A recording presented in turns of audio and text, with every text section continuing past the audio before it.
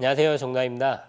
2월 25일에 열린 황인수 대 명현만, 정말 많은 사람들이 기대하고 예상 영상도 많이 올리고 또 시합 리뷰 영상이 많이 올라오는데요. 저희도 시합 전에 어떻게 될 거다 이제 서로 얘기도 많았던 경기였습니다. 시합 전에 어떻게 예상했나요? 저는 입식 시합이잖아요. 그래서 입식 시합이다 보니까 명현만 선수의 노련미가 조금 더 빛을 발하지 않을까 생각을 했었고, 혹시나 KO가 나온다면 황인수 선수가 KO를 내지 않을까? 그렇게 조심스럽게 한번 생각해 봤었어요. 저도 좀 비슷한 생각을 갖고 있었는데 일단 MMA 시합이 아닌 입식 시합이었고 또 명현만 선수가 한국에서 입식 최강자잖아요. 제 예상으로는 한 2라운드 때 명현만이 KO로 이기지 않을까라고 예상을 했었습니다. 그러면 빅마우스 김동규 선수랑 시합 리뷰를 해볼 건데요. 첫 번째 명현만 선수가 이제 스탠스를 왼손잡이 스탠스로 갖고 나왔어요. 그걸 어떻게 봤나요? 명현만 선수의 경기를 많이 본 건 아니지만 또 최근 경기들을 봤을 때 왼손잡이 스탠스를 많이 사용하는 것 같더라고요. 원래 사우스포인가요? 원래는 오른손잡이에요. 그게 어떤 이유에서인지 모르겠는데 좀 더 먼 거리를 잡고 한 번에 들어가면서 공격을 시도하려고 하는 건지 어떤 이유에서인지는 모르겠는데, 일단은 사우스포로 나온 걸 보고 뭐 앞발 킥이나 뒷발 미들킥 혹은 그 황희수 선수의 카프킥을 조금 의식한 게 아닌가라는 생각을 좀 했습니다.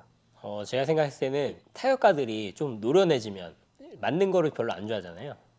그래서 왼손잡이 스탠스로 가져갔을 때 일단 얼굴을 잘 안 맞아요. 그래서 이 맞는 거를 좀 피하고 자기만 때리려고 좀 하더라고요.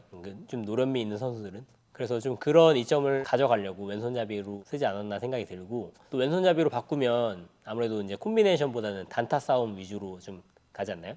그렇죠. 그렇게 막 붙어서 싸우는 양상보다는 서로 거리를 잡은 상태에서 뒷손 공격을 좀 넣어주려는 양상이 커지게 되겠죠. 네, 근데 경기가 이제 어떻게 흘러가냐면 황인수 선수가 거리 싸움을 정말 잘했고 오히려 좀 나중에는 압박하는 싸움도 있었는데 명현만 선수가 쫓아가기가 급급했거든요. 어떻게 보셨나요?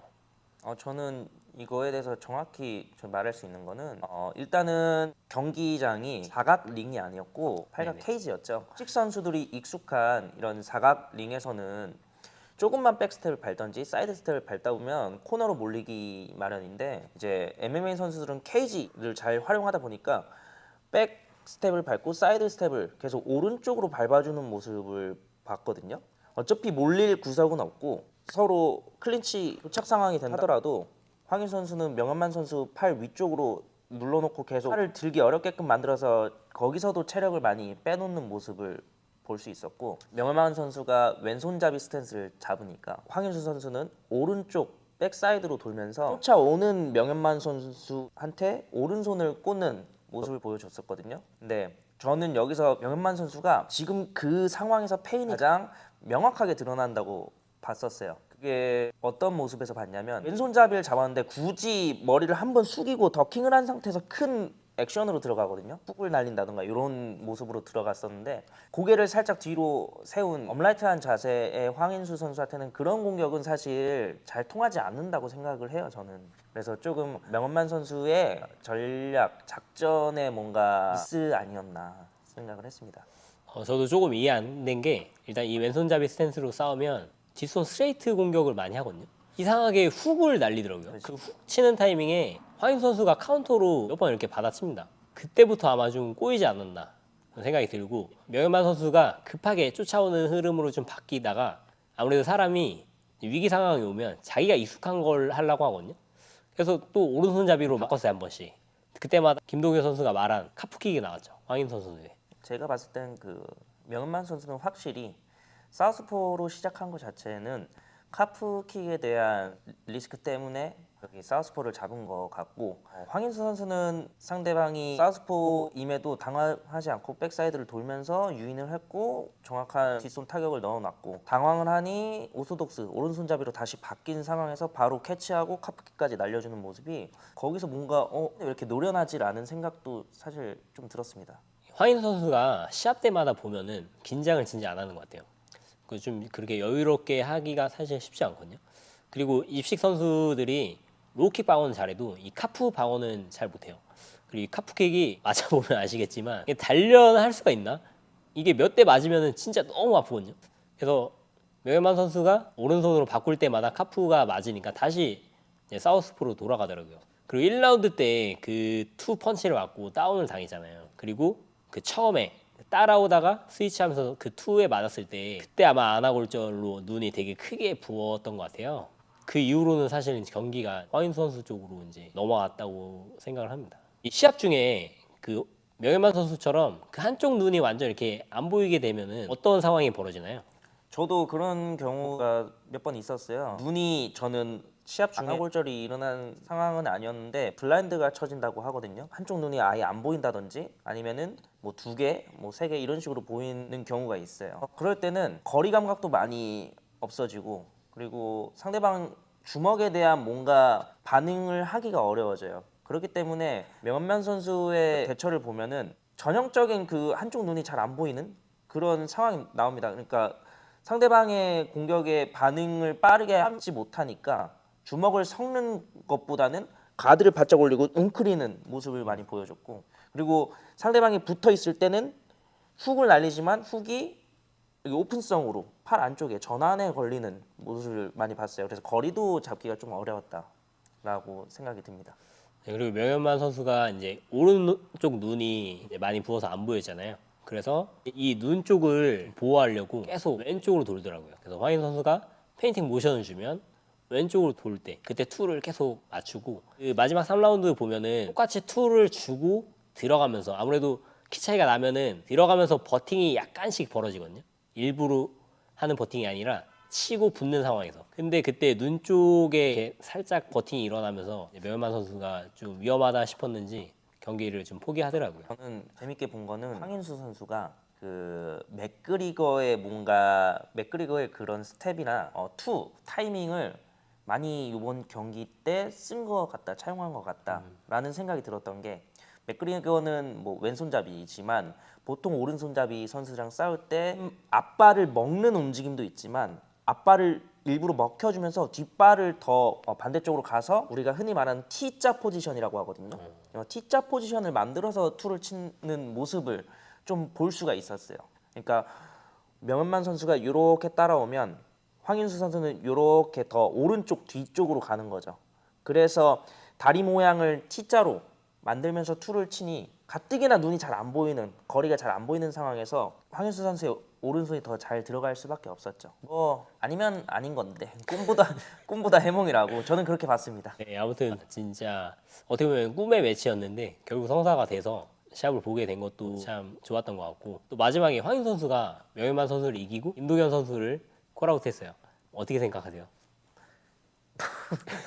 볼 수만 있다면 저도 격투 팬으로서 참 보고 싶은 매치긴 한데 이루어질 가능성이 조금 희박하지 않을까. 김동현 선수는 지금 몸값이 억대를 더 뛰어넘을 텐데 파이트머니가 맞춰질지도 의문이고 그리고 어느 단체에서 할지도 사실 애매하잖아요. 그래서 조금 희박한데 매칭이 성사가 된다면 저는 꼭 현장으로 가서 관람을 하겠습니다. 네, 진짜 이게 이루어질 수 없을 것 같은데 꼭 한번 보고 싶네요.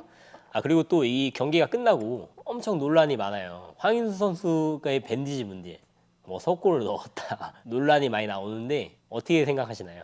그 영상을 저도 보긴 봤어요. 유튜브에 뭐 석고가 뭐 이렇게 있다. 근데 이게 사실 그 선수들은 석고를 솔직히 몰래 넣을 수 있는 환경도 아닐 뿐더러 대기실에 뭐 우리 팀만 있는 것도 아니잖아요. 그래서 몰래 넣을 수도 없을 뿐더러 그거를 계속 심판진들이 확인을 해요. 부심들이 거기다가 사인도 하고 확인했다고. 그리고 우리는 사인을 하고 바로 글러브를 착용하잖아요. 그렇기 때문에 석고를 넣는 거는 사실 있을 수가 없고 테이프를 조금 더 두텁게 테이프를 이렇게 위에 치덕치덕 대면은 좀 딱딱해지긴 해요. 일단 입식 시합에서는 뽕을 좀 넣습니다. 네. 그렇게 다 하잖아요. 사실 그 좀 되게 낮은 단체는 밴디지 체크도 없어요. 근데 로드 FC가 그래도 오래된 단체잖아요. 그리고 이 사인도 들어가고 이게 또 견제도 들어옵니다. 상대 주먹이 너무 많이 감은 것 같은데 쟤 좀 확인해줘라. 형 그 블랙컴뱃에서 네네. 시합 뛰었을 때 검정 대표랑 시합했을 때 검정 대표 세컨 측에서 네. 형 한번 주책 측에서 준 테이핑을 안 썼다고 해서 저희 다 풀고 다시 다시 감았습니다. 풀고. 그렇게 뭔가 상대방 세컨 측에서도 어필을 할 수 있고 심판진들도 확인을 해서 뭔가 부적절하다 아니면은 뭐 좀 더 개선해야 된다 싶으면은 다시 풀고 다시 해야 됩니다. 너무 과한 뽕은 다시 감아오라고 이제 사인을 안 해줄 거고 그리고 맞아보면 선수들이 알잖아요. 아 이거 진짜 돌 주먹이다. 그게 있단 말이에요. 그 석고리토 사건처럼. 근데 이게 경기 끝나고 아 진짜 이상하다 싶으면 그 아마 바로 가서 이제 이걸 만져봤을 거예요. 만져보고 아니면은 저거 테이핑했던 거 갖고 와라. 내가 만약에 내 석고를 진짜 발랐다. 근데 석고를 발랐으면 인터뷰에서 이걸 안 갖고 있었을 것 같아. 바로 그러니까. 이 증거물을 좀 없애려고 했겠지. 그렇지. 그래서 이거는 조금 좀 말이 안 되는 것 같다. 근데 이런 논란이 있는 것 자체가 한국 MMA 발전이 좀 더 돼야 된다. 왜냐면 메이저 단체 가면은 심판들이 다 감아줍니다. 네네. 세컨이나 뭐 따로 이렇게 제가 개인적으로 할 수가 없어요. 우리가 여기 좀 더 감아주세요 이렇게 부탁은 할 수 있어도 심판들이 다 밴디지를 해주고 그렇게 해요. UFC나 뭐 메이저 단체 같은 경우는. 그리고 이게 킥복싱 시합이었잖아요. MMA는 저렇게 감으면은 그립을 못 져요. 그래서 뭐 레슬링 싸움이라든가 주짓수 싸움에서 되게 불리하고 오히려 그래플러들은 아예 안 하는 경우도 있어요. 자기가 이제 손을 더 쉽게 움직이려고. 아오키 시냐나 네. 소재현 선수처럼 테이핑을 아예 안 하는 경우도 있습니다. 그거 아니면은 이제 조금만 가동 범위가 이제 좀 자유롭게 움직일 수 있을 정도로 감는데 이런 킥복싱 시합을 이렇게 많은 사람들이 또 봐주진 않잖아요. 네, 그래서 아마 이 보통 낯설 거예요. MMA보다 뽕이 너무 크다 과하다라고 이제 아마 낯설 한 것 거야. 같아요. 네. 그러면 또 다음 리뷰로 돌아오겠습니다. 감사합니다.